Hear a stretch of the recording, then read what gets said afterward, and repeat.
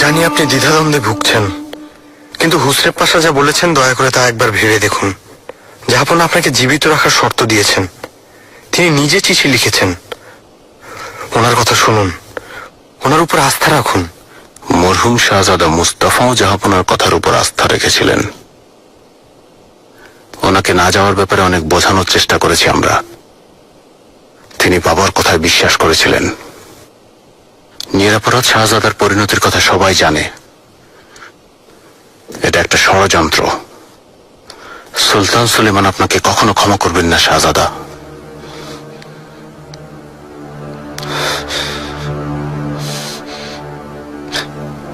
সৈন্যদের কি অবস্থা?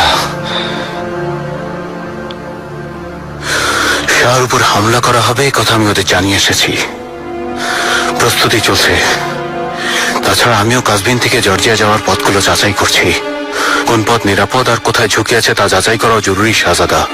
আচ্ছা, হুসরে পাশা এসেছে, তার মানে হাতে আর সময় নেই। জলদি করো।